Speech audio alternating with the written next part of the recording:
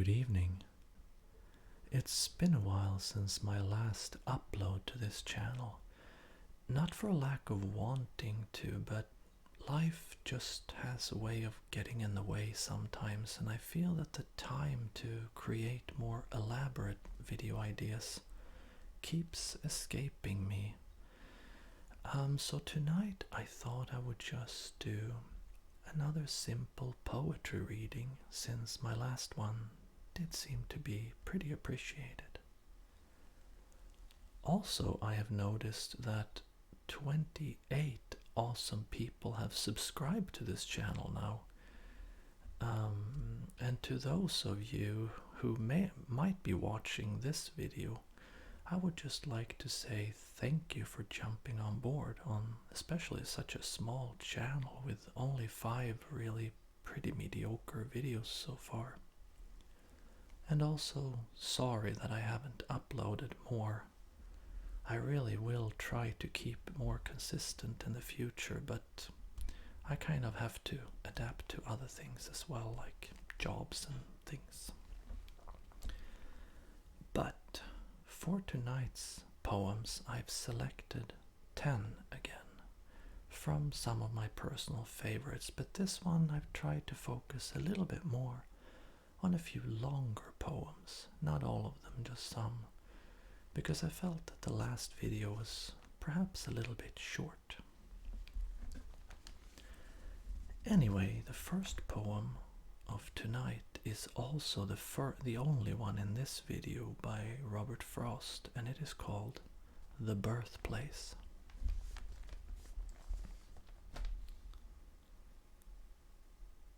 Here further up the mountain slope than there was ever any hope, my father built and closed a spring, strung chains of wall round everything, subdued the growth of earth to grass, and brought our various lives to pass.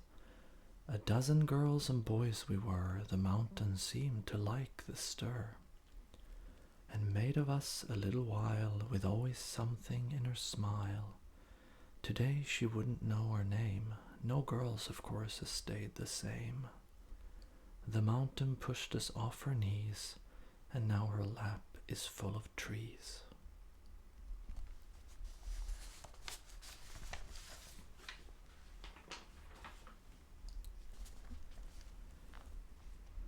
Another reasonably short one by Emily Dickinson called A Light Exists in Spring.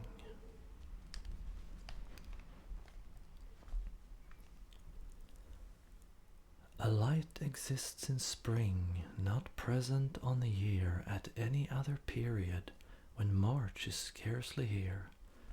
A colour stands abroad on solitary hills, that science cannot overtake, but human nature feels. It waits upon the lawn, it shows the furthest tree, upon the furthest slope we know, it almost speaks to me. Then as horizons step or noons report away, without the formula of sound it passes and we stay. A quality of loss affecting our content, as trade had suddenly encroached upon a sacrament.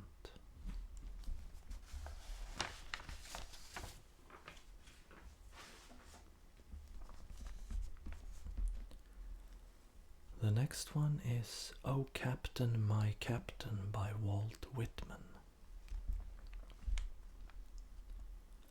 O Captain, my Captain, our fearful trip is done. The ship has weathered every wrack, the prize we sought is won. The port is near, the bells I hear, the people all exulting, while follow eyes the steady keel, the vessel grim and daring. But oh heart, heart, heart, oh the bleeding drops of red, where on the deck my captain lies, fallen cold and dead. O Captain, my Captain, rise up and hear the bells. Rise up, for you the flag is flung, for you the bugle trills. For you bouquets and ribboned wreaths, for you the shores are crowding. For you they call, the swaying mass, their eager faces turning. Here, Captain, dear father, this arm beneath your head. It is some dream that on the deck you've fallen cold and dead. My captain does not answer, his lips are pale and still. My father does not feel my arm, he has no pulse nor will. The ship is anchored safe and sound, its voyage close and done. From fearful trip the victor ship comes in with object won. Exult, O shores, and ring, O bells, but I with mournful tread walk the deck my captain lies, fallen cold and dead.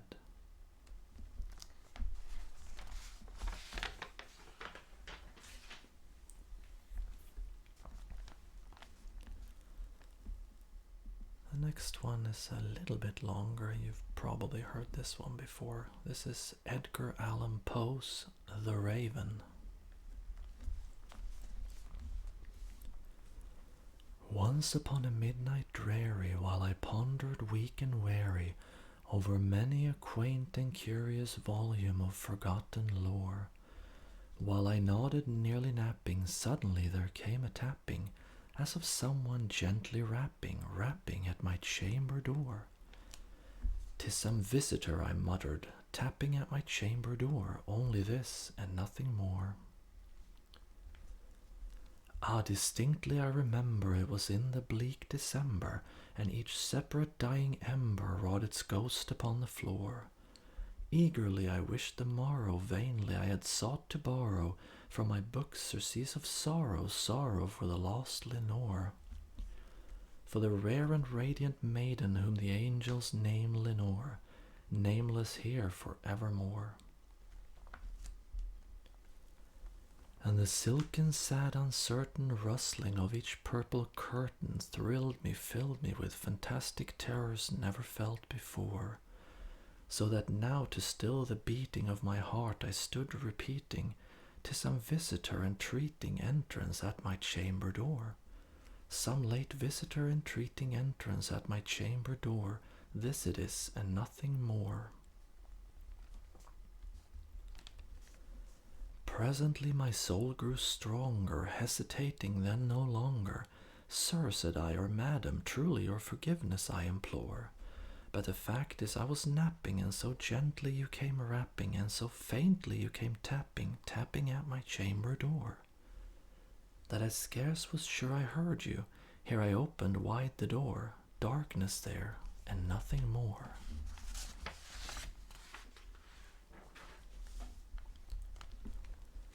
Deep into that darkness peering, long I stood there wondering, fearing, doubting, dreaming dreams no mortal ever dared to dream before. But the silence was unbroken, and the stillness gave no token, and the only word there spoken was the whispered word "Lenore."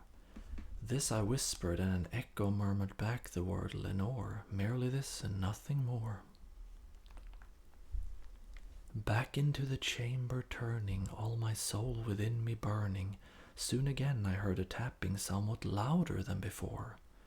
"Surely," said I, "surely that is something at my window lattice. Let me see then what there at it, and this mystery explore.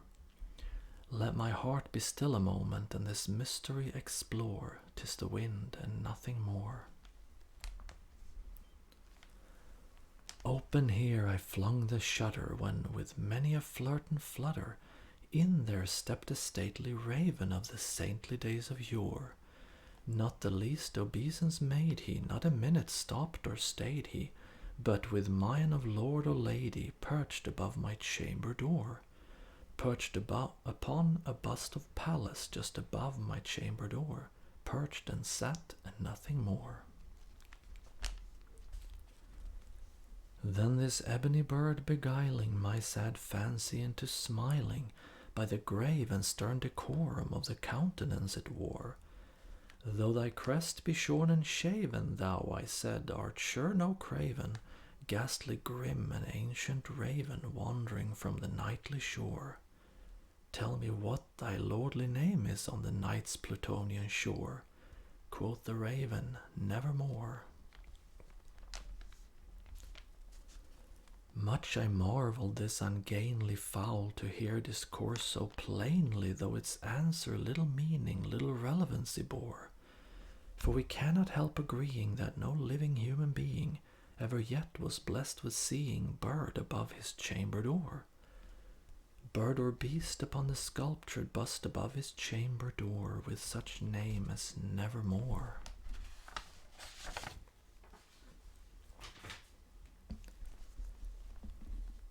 But the raven sitting lonely on the placid bust spoke only that one word, as if his soul in that one word he did outpour.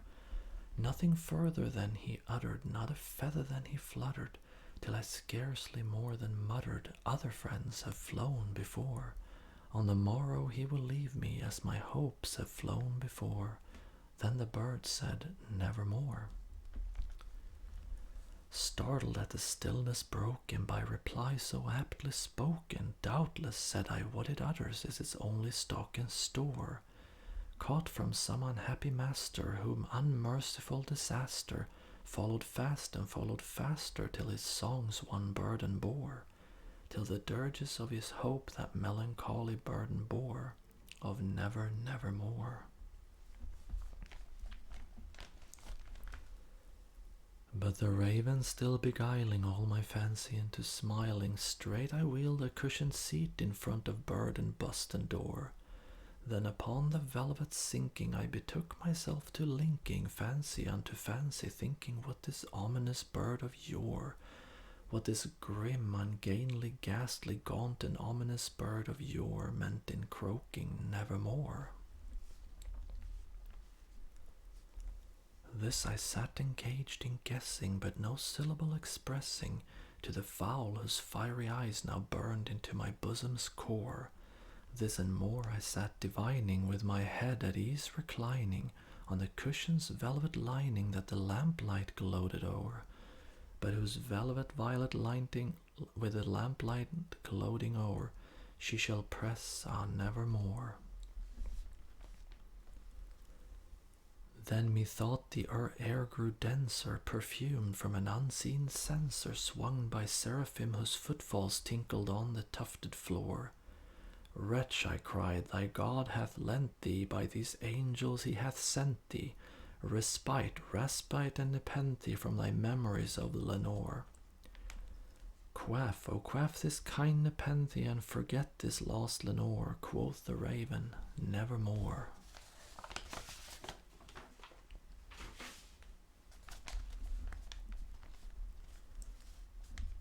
Prophet, said I, thing of evil, prophet still, if bird or devil, whether tempter sent or whether tempest tossed thee here ashore, desolate yet all undaunted, on this desert land enchanted, on this home by horror haunted, tell me truly, I implore.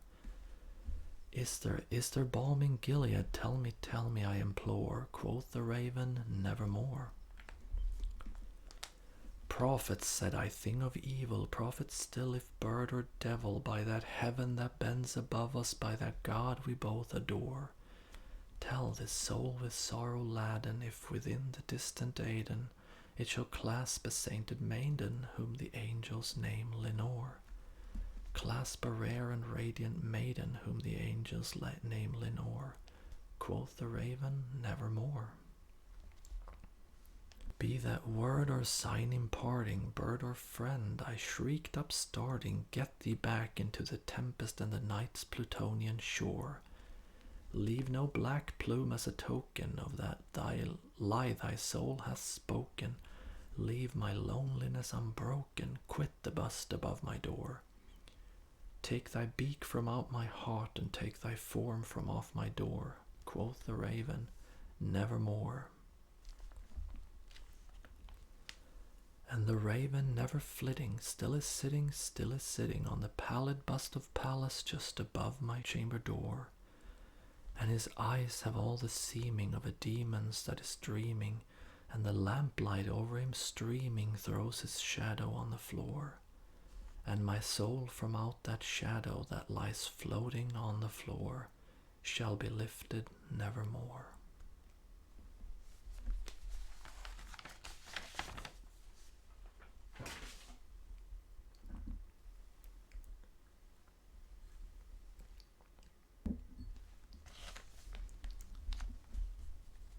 And another slightly shorter one by William Ernest Henley. It came with the threat of a waning moon. came with the threat of a waning moon and the wail of an ebbing tide, but many a woman has lived for less, and many a man has died. For life upon life took hold and passed, strong in a fate set free, out of the deep into the dark, on for the years to be. Between the gloom of a waning moon and the song of an ebbing tide, chance upon chance of love and death took wing for the world so wide. O leaf out of leaf is the way of the land, wave out of wave of the sea, and who shall reckon what lives may live in the life that we bade to be?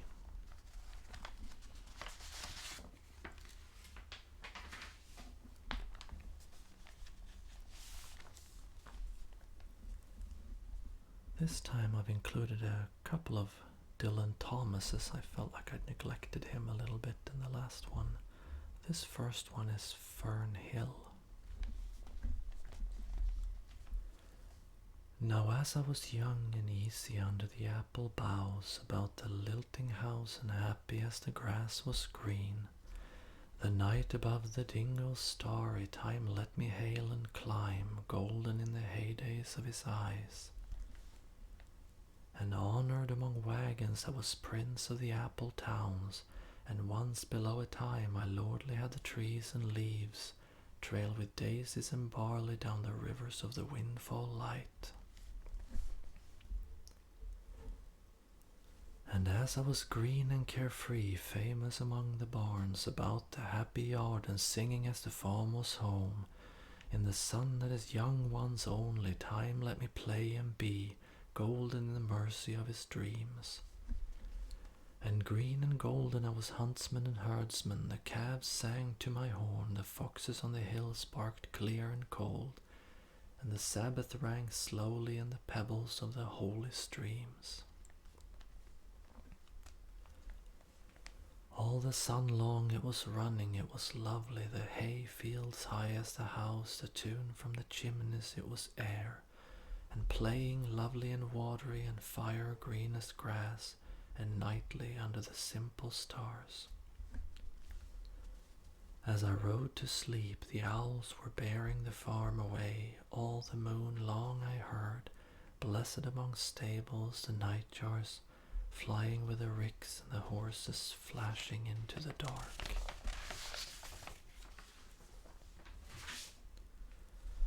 And then to awaken in the farm like a wanderer white, with the dew come back, the cock on his shoulder, it was all shining, it was Adam and maiden, the sky gathered again and the sun grew round that very day.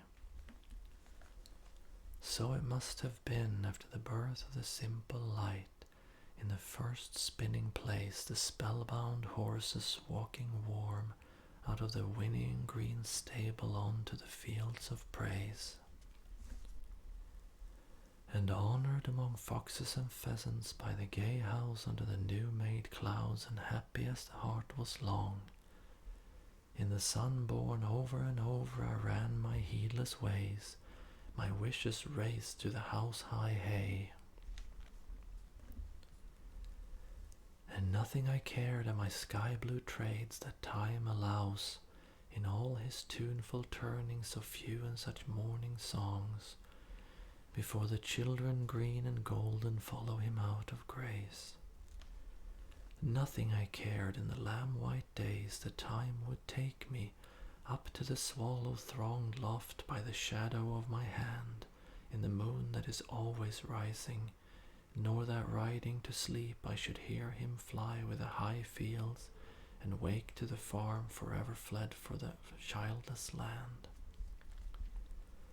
Oh, as I was young and easy in the mercy of his means, time held me green and dying, though I sang in my chains like the sea.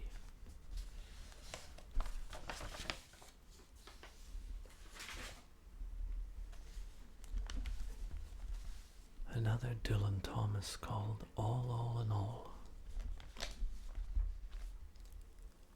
All in all, the dry world's lever, stage of the ice, the solid ocean, all from the oil, the pound of lava, City of spring, the governed flower turns in the earth that turns the ashes, towns around on a wheel of fire.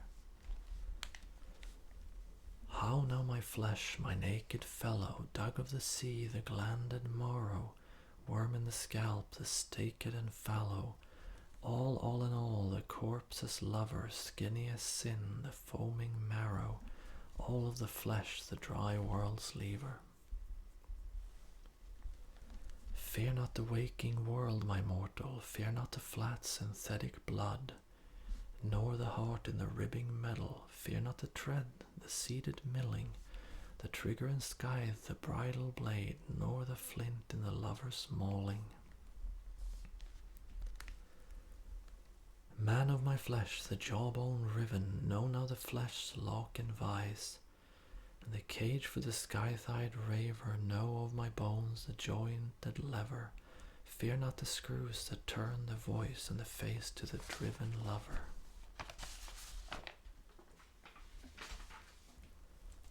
All in all, the dry world's couple, ghost with her ghost, contagious man, with the womb of his shapeless people, all the shapes from the call and suckle, stroke of mechanical flesh on mine, square in these worlds the mortal circle.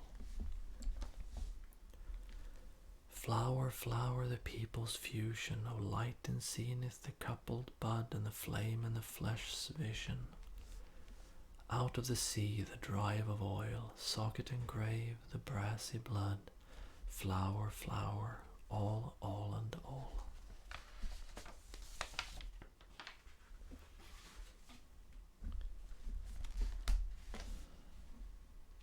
And the last, Dylan Thomas, and death shall have no dominion.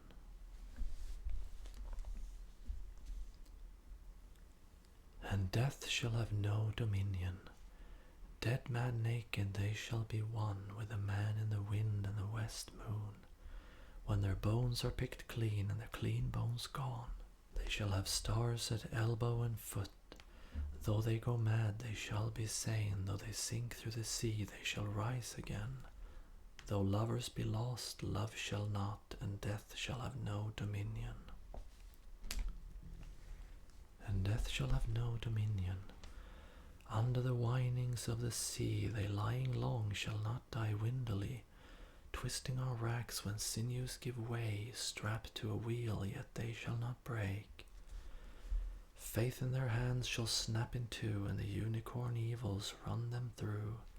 Split all ends up, they shan't crack, and death shall have no dominion. And death shall have no dominion.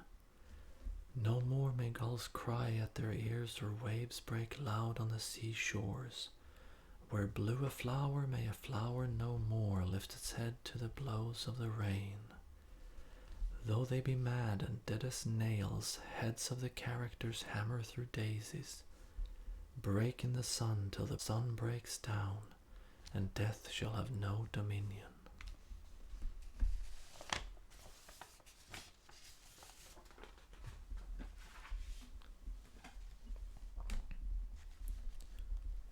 And this is not only the longest poem in this reading, but probably one of the longest poems I know.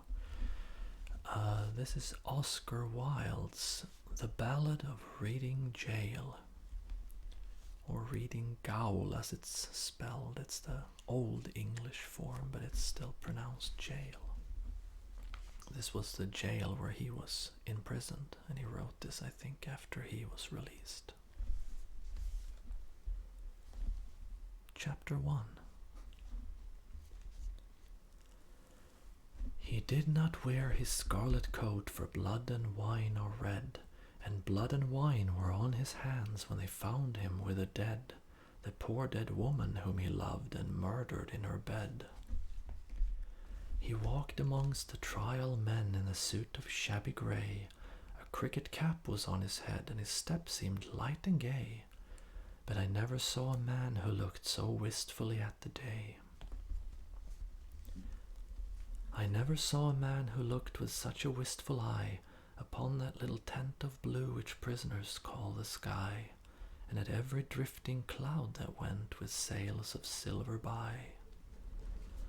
I walked with other souls in pain within another ring, and was wondering if the man had done a great or little thing, when a voice behind me whispered low, "That fellow's got to swing."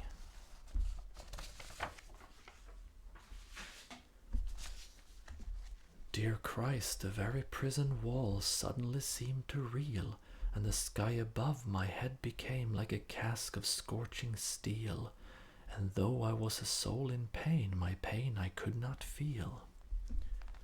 I only knew what hunted thought quickened his step and why he looked upon the garish day with such a wistful eye.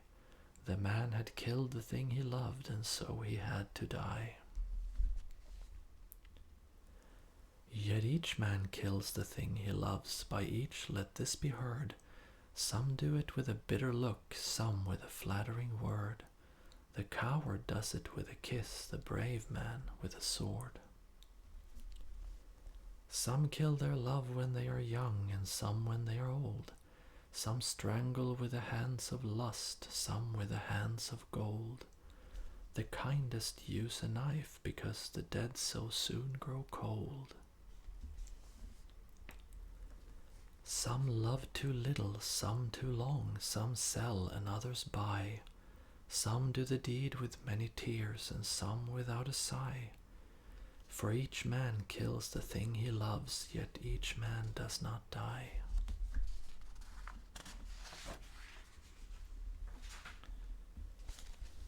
He does not die a death of shame on a day of dark disgrace, nor have a noose about his neck, nor a cloth upon his face, nor drop feet foremost to the floor into an empty space. He does not sit with silent men who watch him night and day, who watch him when he tries to weep and when he tries to pray, who watch him lest himself should rob the prison of its prey.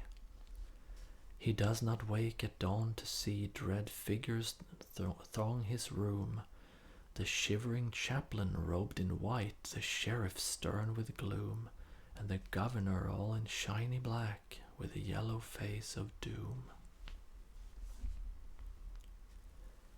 He does not rise in piteous haste to put on convict clothes, while some coarse-mouthed doctor gloats and notes each new and nerve-twitched pose, fingering a watch whose little ticks are like horrible hammer blows.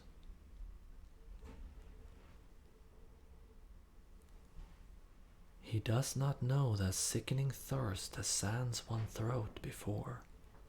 The hangman with his gardener's gloves slips through the padded door, and binds one with 3 leathern thongs that the throat may thirst no more.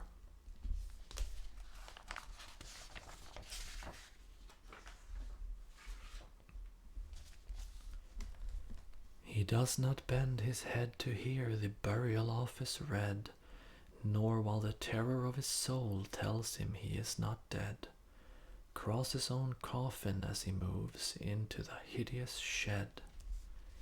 He does not stare upon the air through a little roof of glass.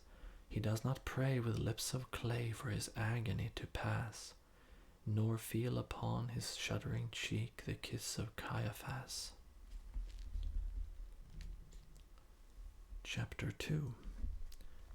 6 weeks our guardsman walked the yard in the suit of shabby grey.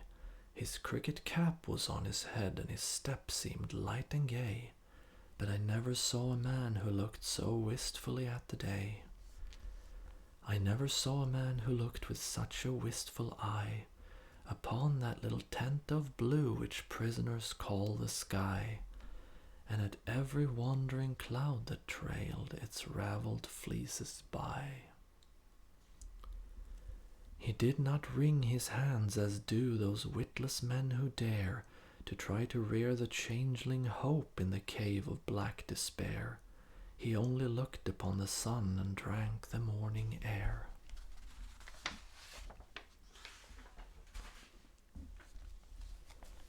He did not wring his hands nor weep, nor did he peak or pine, but he drank the air as though it held some healthful anodyne. With open mouth he drank the sun as though it had been wine.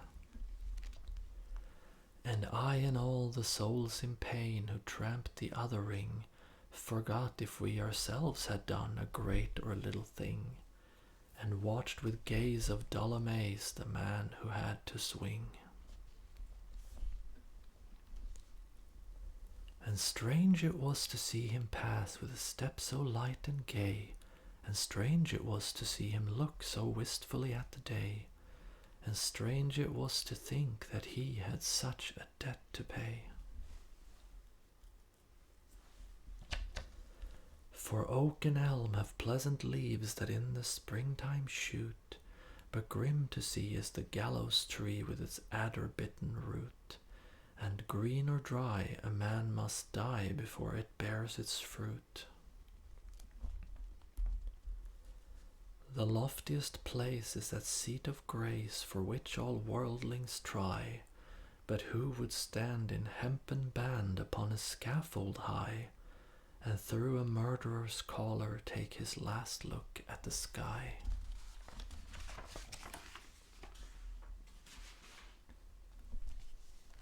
It is sweet to dance to violins when love and life are fair. To dance to flutes, to dance to lutes is delicate and rare.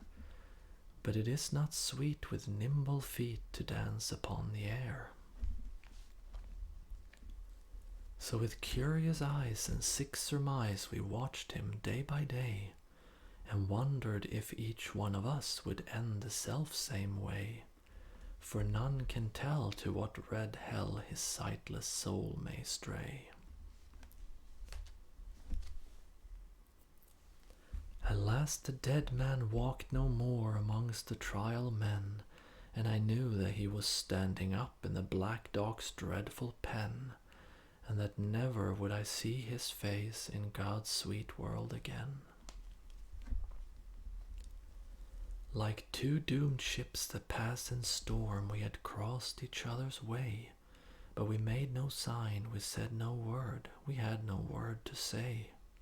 For we did not meet in the holy night, but in the shameful day. A prison wall was round us both, two outcast men we were. The world had thrust us from its heart, and God from out his care, and the iron gin that waits for sin had caught us in its snare.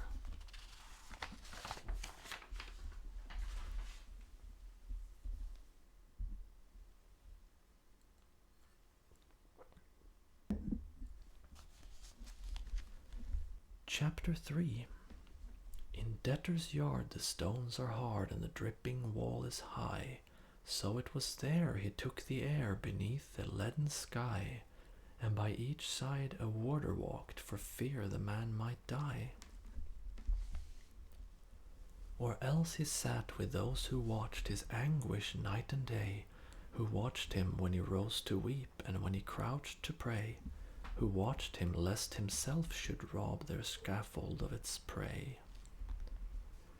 The governor was strong upon the Regulations Act. The doctor said that death was but a scientific fact, and twice a day the chaplain called and left a little tract. And twice a day he smoked his pipe and drank his quart of beer. His soul was resolute and held no hiding place for fear. He often said that he was glad the hangman's hands were near. But why he said so strange a thing no warder dared to ask, for he to whom a watcher's doom is given as his task must set a lock upon his lips and make his face a mask.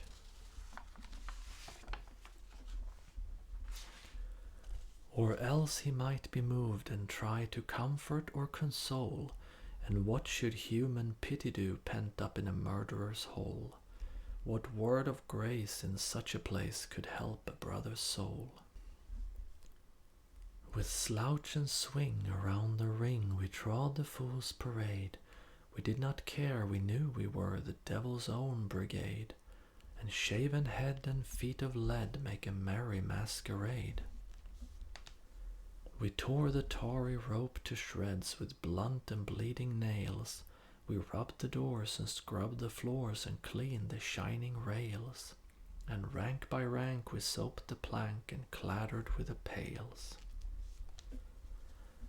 We sewed the sacks, we broke the stones, we turned the dusty drill. We banged the tins and bawled the hymns and sweated on the mill. But in the heart of every man terror was lying still. So still it lay that every day crawled like a weed-clogged wave, and we forgot the bitter lot that waits for fool and knave, till once as we tramped in from work we passed an open grave.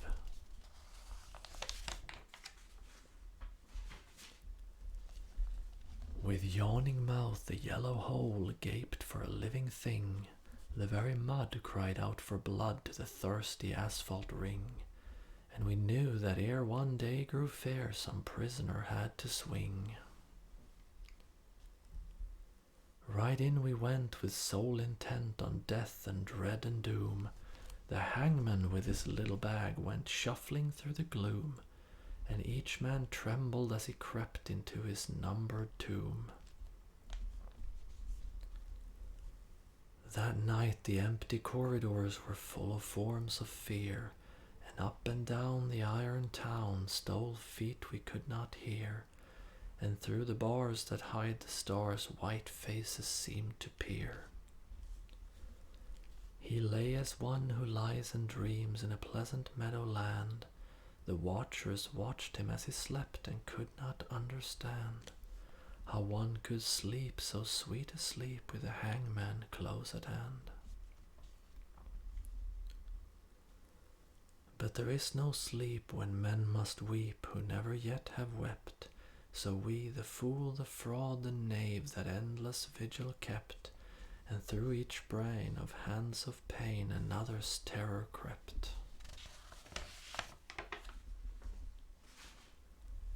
Alas, it is a fearful thing to feel another's guilt, for right within the sword of sin pierced to its poisoned hilt, and as molten lead were the tears we shed for the blood we had not spilt. The warders with their shoes of felt crept by each padlocked door, and peeped and saw with eyes of awe grey figures on the floor, and wondered why men knelt to pray who never prayed before. All through the night we knelt and prayed, mad mourners of a course. The troubled plumes of midnight were the plumes upon a hearse, and bitter wine upon a sponge was a saviour of remorse. The grey cock crew, the red cock crew, but never came the day, and crooked shapes of terror crouched in the corners where we lay, and each evil sprite that walks by night before us seemed to play. They glided past, they glided fast like travellers through a mist. They mocked the moon in a rigadoon of delicate turn and twist, and with formal pace and loathsome grace the phantoms kept their tryst.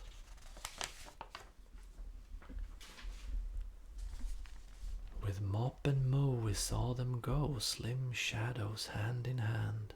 About, about in ghostly rout they trod a saraband, and the damned grotesque made arabesques like the wind upon the sand. With the pirouettes of marionettes they tripped on pointed tread, but with flutes of fear they filled the air as their grisly mask they led. And loud they sang and long they sang, for they sang to wake the dead. Oh ho, they cried, the world is wide, befeathered limbs go lame, and once or twice to throw the dice is a gentlemanly game. But he does not win who plays with sin in the secret house of shame. No things of air these antics were that frolicked with such glee to men whose lives were held in gyves and whose feet might not go free. Ah, wounds of Christ, they were living things most terrible to see. Around, around they waltzed and wound, some wheeled in smirking pairs. With the mincing step of a demi-rep, some sidled up the stairs. And with subtle sneer and fawning leer, each helped us at our prayers. The morning wind began to moan, but still the night went on. Through this giant loom the web of gloom crept till each thread was spun, and as we prayed we grew afraid of the justice of the sun. The moaning wind went wandering round the weeping prison wall, till like a wheel of turning steel we felt the minutes crawl. O moaning wind, what had we done to have such a seneschal? At last I saw the shadowed bars, like a lattice wrought in lead, move right across the whitewashed wall that faced my three-plank bed, and I knew that somewhere in the world God's dreadful dawn was red. At 6 o'clock we cleaned our cells, at 11 all was still, but the sough and swing of a mighty wing the prison seemed to fill, for the Lord of Death with icy breath had entered in to kill. He did not pass in purple pomp, nor ride a moon-white steed. 3 yards of cord and a sliding board are all the gallows need. So with rope of shame the herald came to do the secret deed.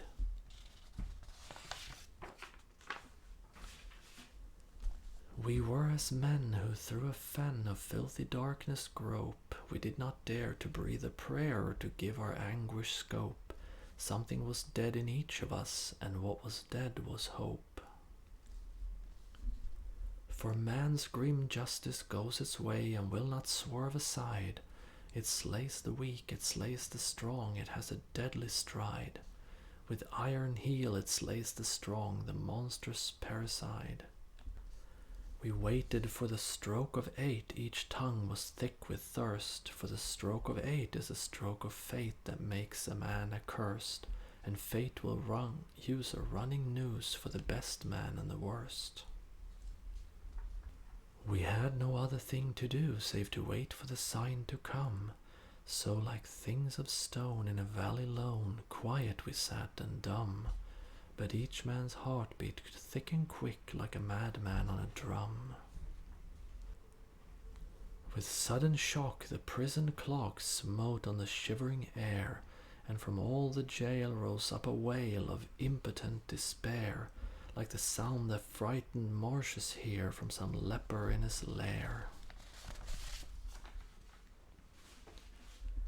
And as one sees most fearful things in the crystal of a dream, we saw the greasy hempen rope hooked to the blackened beam, and heard the prayer the hangman's snare strangled into a scream. And all the woe that moved him so that he gave that bitter cry, and the wild regrets and the bloody sweats none knew so well as I. For he who lives more lives than one, more deaths than one must die.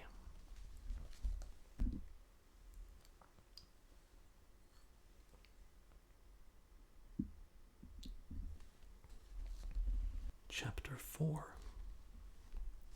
There is no chapel on the day on which they hang a man. The chaplain's heart is far too sick, or his face is far too wan, or there is that written in his eyes which none should look upon. So they kept us close till nigh on noon, and then they rang the bell, and the warders with their jingling keys opened each listening cell, and down the iron stair we tramped, each from his separate hell. Out into God's sweet air we went, but not in wonted way, for this man's face was white with fear, and that man's face was grey, and I never saw sad men who looked so wistfully at the day. I never saw sad men who looked with such a wistful eye upon that little tent of blue we prisoners called the sky. and at every careless cloud that passed in happy freedom by. But there were those amongst us all who walked with downcast head, and knew that, had each got his due, they should have died instead. He had but killed a thing that lived, whilst they had killed the dead. For he who sins a second time wakes a dead soul to pain, and draws it from its spotted shroud, and makes it bleed again, and makes it bleed great gouts of blood, and makes it bleed in vain. Like ape or clown in monstrous garb, with crooked arrows starred, silently we went round and round the slippery asphalt yard. Silently we went round and round, and no man spoke a word. Silently we went round, and through each hollow mind the memory of dreadful things rushed like a dreadful wind, and horror stalked before each man, and terror crept behind.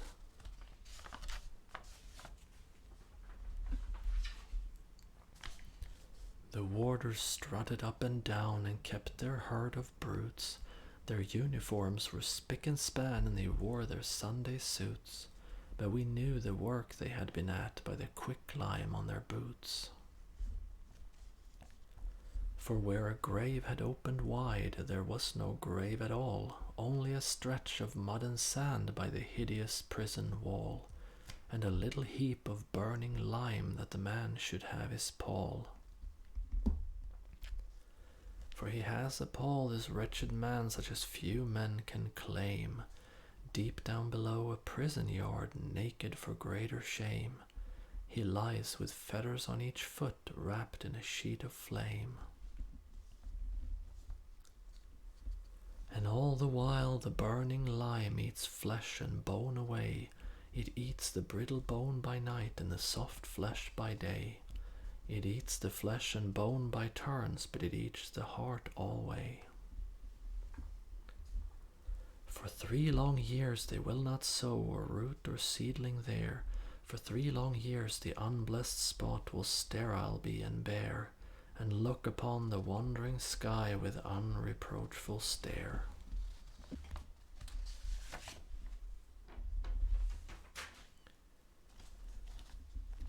They think a murderer's heart would taint each simple seed they sow.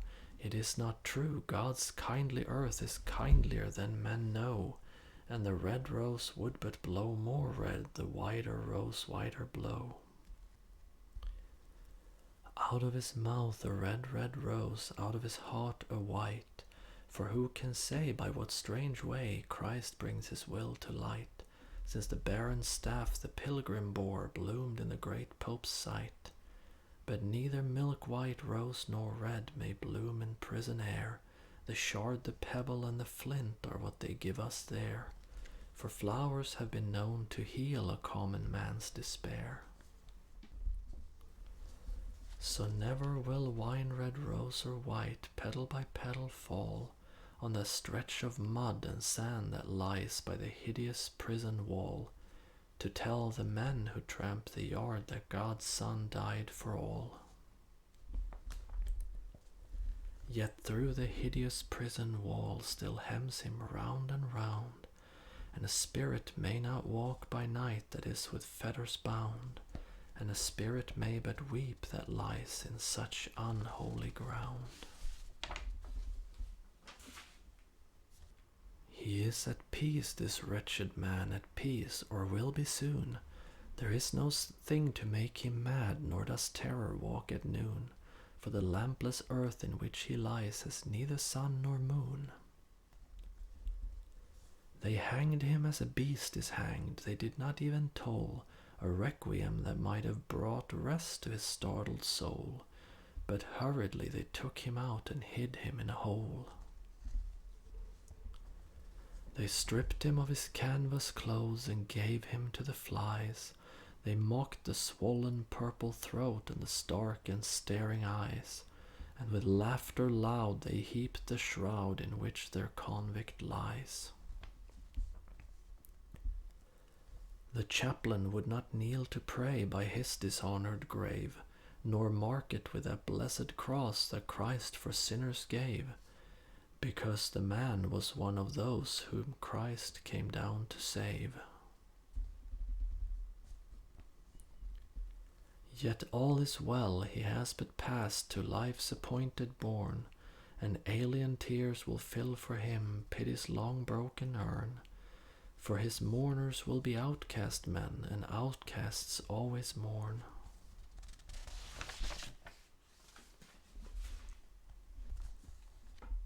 Chapter 5. I know not whether laws be right or whether laws be wrong. All that we know who lie in jail is that the wall is strong, and that each day is like a year whose days are long. But this I know, that every law that man have made for man, since first man took his brother's life and the sad world began, bestraws the wheat and saves the chaff with the most evil fan. This too I know, and wise it were if each could know the same, that every prison that men build is built with bricks of shame, and bound with bars lest Christ should see how men their brothers maim. With bars they blur the gracious moon and blind the godly sun, and they do well to hide their hell, for in it things are done that Son of God nor Son of Man ever should look upon. The vilest deeds like poison weeds bloom well in prison air. It is only what is good in man that wastes and withers there. Pale anguish keeps the heavy gate, and the warder is despair.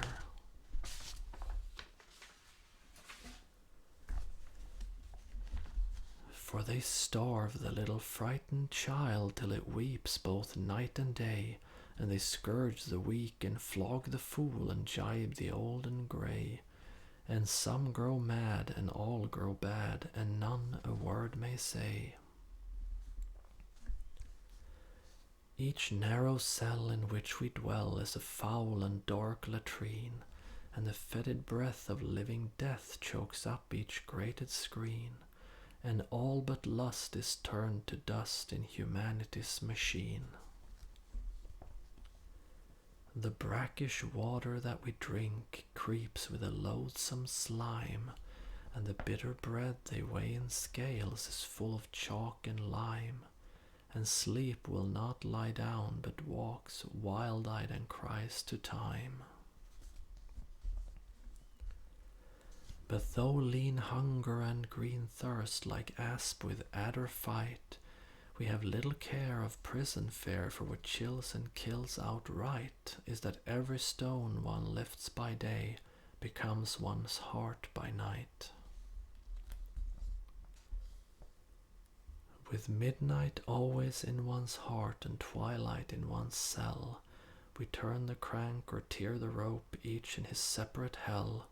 And the silence is more awful far than the sound of a brazen bell.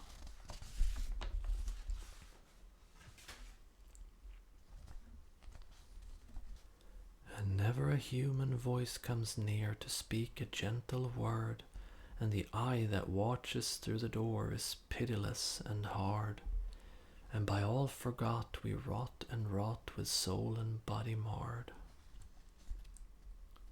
And thus we rust life's iron chain, degraded and alone, and some men curse and some men weep and some men make no moan. But God's eternal laws are kind and break the heart of stone. And every human heart that breaks in prison cell or yard is as that broken box that gave its treasure to the Lord, and filled the unclean leper's house with the scent of costliest nard. Ah, happy they whose hearts can break and peace of pardon win. How else may man make straight his plan and cleanse his soul from sin? How else but through a broken heart may Lord Christ enter in? And he of the swollen purple throat and the stark and staring eyes, waits for the holy hands that took the thief to paradise, and a broken and a contrite heart the Lord will not despise.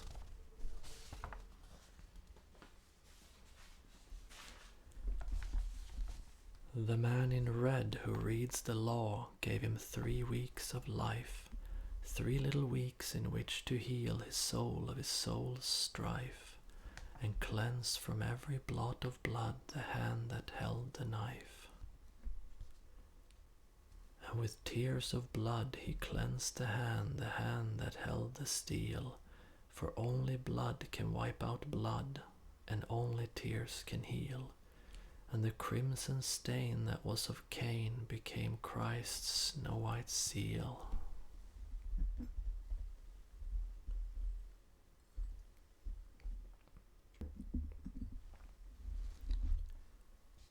Chapter 6. In Reading Gaol by Reading Town there is a pit of shame, and in it lies a wretched man eaten by teeth of flame. In a burning winding sheet he lies, and his grave has got no name. And there till Christ call forth the dead, in silence let him lie, no need to waste the foolish tear or heave the windy sigh. The man had killed the thing he loved, and so he had to die. And all men kill the thing they love, by all let this be heard. Some do it with a bitter look, some with a flattering word. The coward does it with a kiss, the brave man with a sword.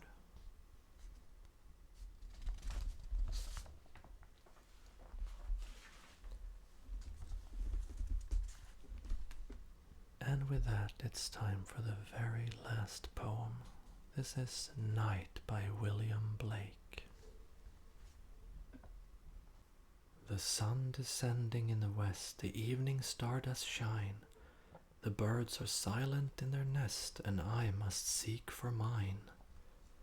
The moon like a flower in heaven's high bower, with silent delight sits and smiles on the night. Farewell green fields and happy groves, where flocks have took delight, where lambs have nibbled silent moves the feet of angels bright. Unseen they pour blessing and joy without ceasing on each bud and blossom and each sleeping bosom. They look in every thoughtless nest where birds are covered warm. They visit caves of every beast to keep them all from harm. If they see any weeping that should have been sleeping, they pour sleep on their head and sit down by their bed.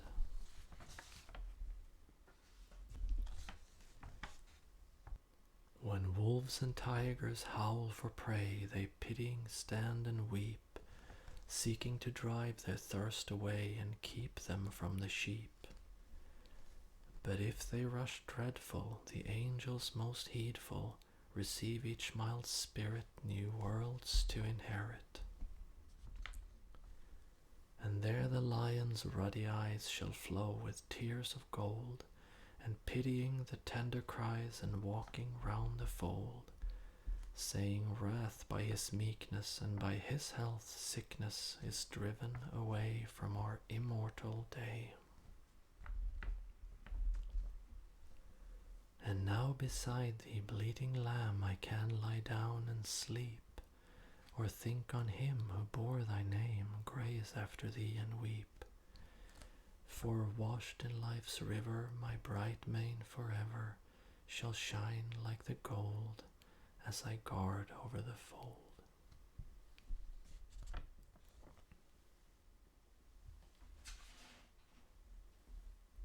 And that was it for now.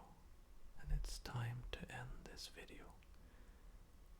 I hope you enjoyed this little poetry reading and that you found it relaxing. Goodbye for now.